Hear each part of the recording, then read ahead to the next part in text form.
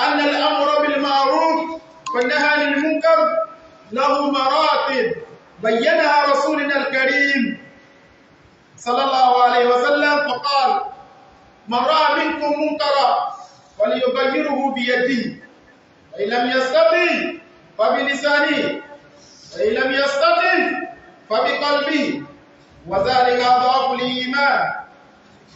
ويكون الأمر بالمعروف والنهي عن المنكر تارة بالقلب، وتارة باللسان، وتارة باليد، وكل حسب مقامه وكل حسب مقامه وضوابطه. أما إنكار المنكر بالقلب فلا عذر لأحد في تركه، فهو أدنى درجات الإنكار، ولا يتحصل للمسلم ضرر به. وقد قيل لابن مسعود من ميت الأحياء فقال: الذي لا يعرف معروفا ولا ينكر منكرا. وأما إنكار المنكر باليد عباد الله فله ضوابط وأحكام، ولا يصح لكل أحد أن يغير باليد إلا في حدود مسؤوليته، كالأب في بيته، والمسؤول في وظيفته، وولي الأمر في رعيته. كما أن التغيير باليد ينبغي أن يكون مسبوقا بنصح وإرشاد وتوجيه، إذ لا يفهم من التغيير باليد أنها سلطة مطلقة يمارسها صاحبها بالقسوة والغلظة والشدة. قال تعالى: ولو كنت فظا غليظ القلب لانفضوا من حولك. والأمر بالمعروف عباد الله مهمة جليلة ومسؤولية عظيمة يؤديه المسلم على قدر علمه، ولا يتجاوز حده فيما لا يعلم، وبحدود استطاعته، ولا يكلف نفسه أكثر مما يمكنه أن يقوم به.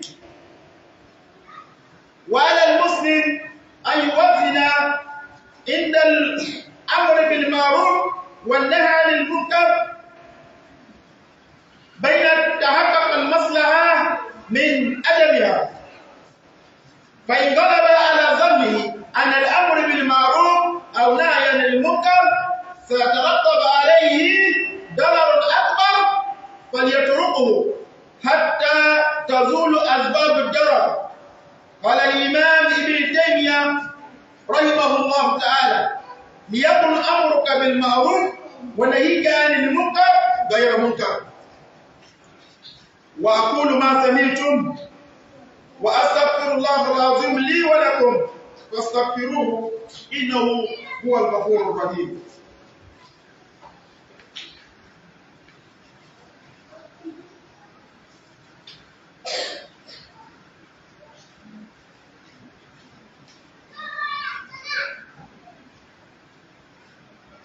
الحمد لله الذي جعل الأمر بالمعروف ونهي عن المنكر سنة المرسلين وسبيل المصلحين، والصلاة والسلام على رسوله الأمين المبعوث رحمة للعالمين وإماما للمتقين وحجة على العباد أجمعين.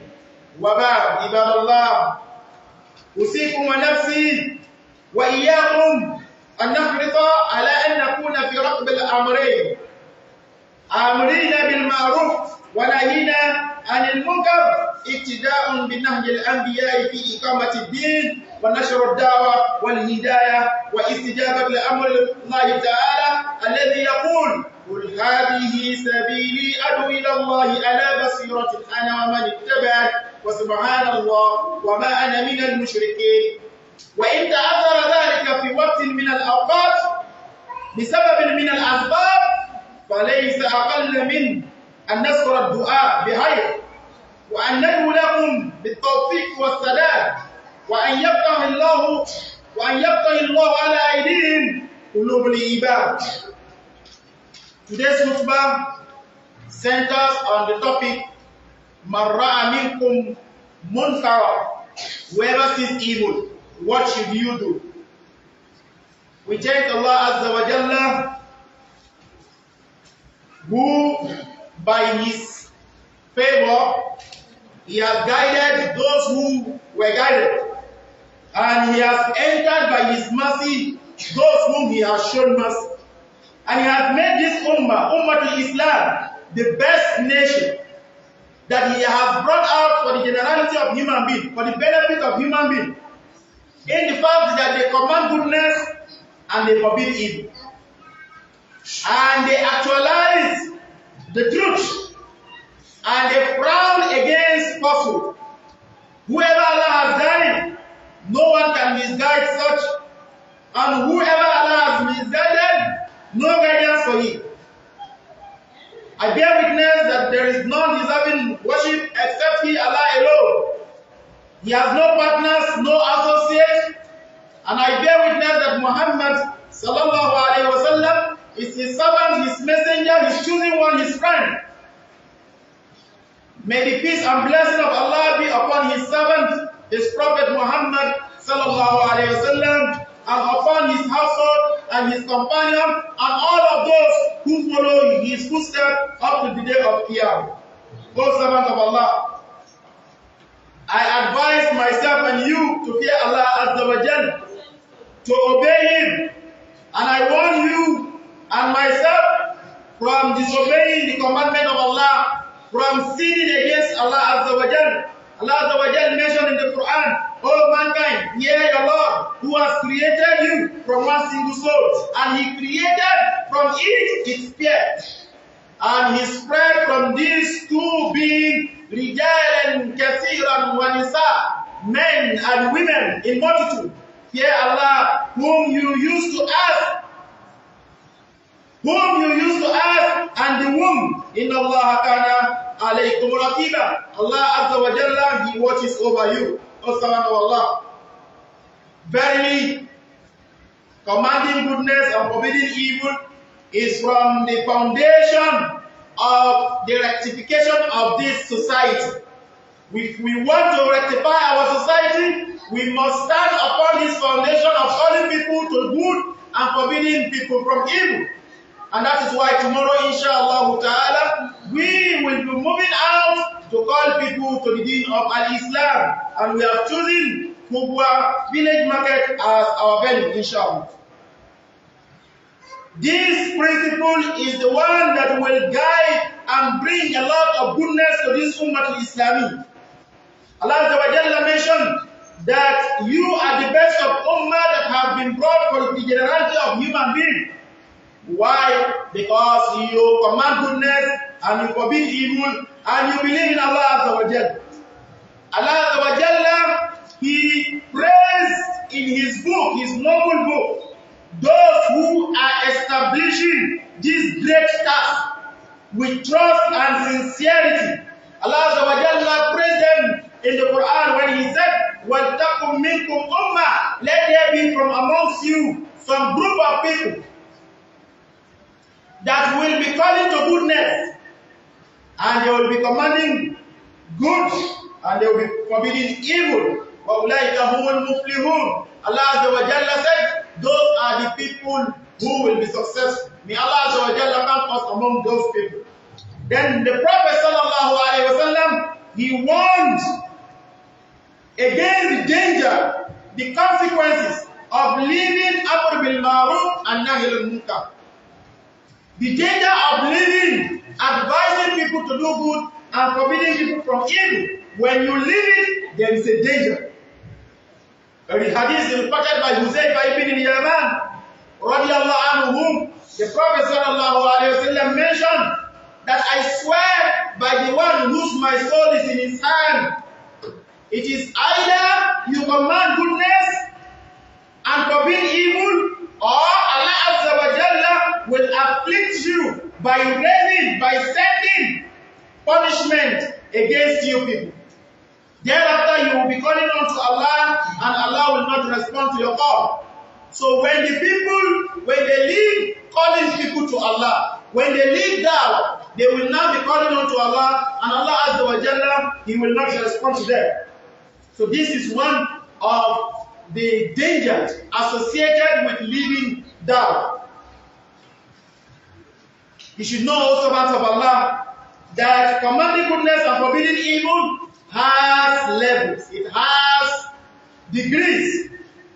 Rasulun al-Karim, our Prophet Muhammad sallallahu alayhi wa sallam, he has already explained it to us when he said, whoever from amongst you sees evil, and yughayyiruhu biyadihi, you should change it with your hand.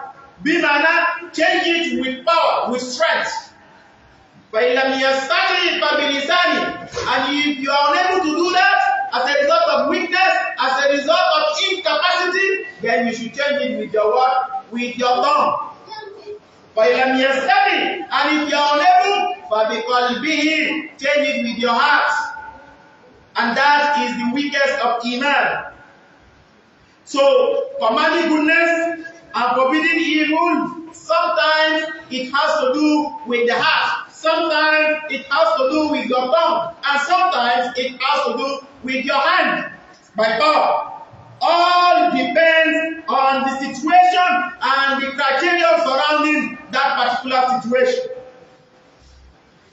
As for frowning against evil with our heart, this one, there is no uzur, there is no excuse whatsoever to anybody in living that one, because that is the least that everyone, even if you fail in the first category and you still fail in the second category, at last you should be in that last category, because that is the weakest of Iman. Because in that particular one, there is no harm associated with that. That you frown something, you frown against something, you do not do it, you do not participate in it, and you are not there while that evil is happening. Because that is what it means by you using your heart to frown against it. It was said to Ibn Mas'ud, Abdullah ibn Mas'ud, he was asked, who is the living dead? Who is the living dead? And he said, the living dead is the one who does not command goodness and the one who does not forbid evil. That person is the one who is the living dead. Although he is living, but he is dead. Why? Because he has no benefit to the society. As for commanding or forbidding evil with the hand of Allah, it has its ruling, it has its criteria, its dawabit.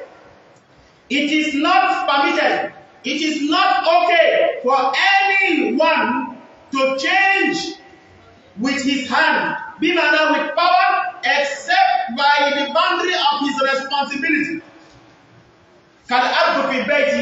For example, the father in his house. The father in his house, he is responsible for his household, and he has that authority to use his hand to correct evil. I can't come to your own house to correct some evil. For example, if your wife, for example, let's say your children, is misbehaving somehow, I may not have the power to correct them using my hand. But you as the father in the house, you will have the strength and the power to do that, because they are not my responsibility. So it all depends on what? On your responsibility. For example, the father in the house. And also the boss, the one who is responsible over his workers. So even if you go to the site and you see that some of the workers are not doing their job well, so long as they are not their boss, you cannot use power. You cannot do anything. The best you can do is to speak against it. But as for using power, it is the boss who has employed them that has that authority to exert changing with the hand. I hope we are getting that. And Waliul Amr, the one who is the leader and is responsible for his followers, he has that authority to exert power. So you go to a place, you are not the leader, you cannot exert any authority, you leave the authorities to do their job, their duty. The same way, changing with the hand, it is necessary that you precede it with advice. Precede it with admonition. Precede it with direction. Giving directive first. Even before you use hand. Even if you are having such authority, it is necessary that you use your mouth to speak. Give advice before you resort to using power. Not that immediately a wrong is done, immediately you use what? You use power. It may be that using power may not give you the desired result. We ask Allah to grant us wisdom in calling people to the truth.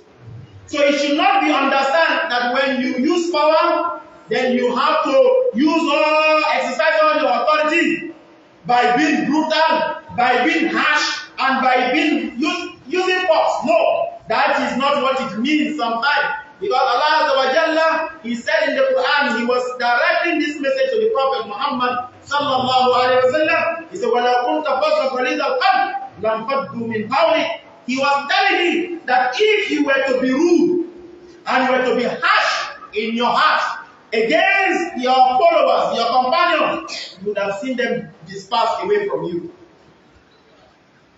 So you need to be gentle with people when you are calling them to Islam. It is not Iman when you are harsh on the people. No, it is not Iman. You need to be gentle with them and calling them softly until they understand the message of Allah Azza wa Jalla. We ask Allah Azza wa Jalla to grant us wisdom. So commanding goodness of Allah is a great task. It is a great responsibility that a Muslim is expected to carry out, to fulfill, based upon his level of knowledge.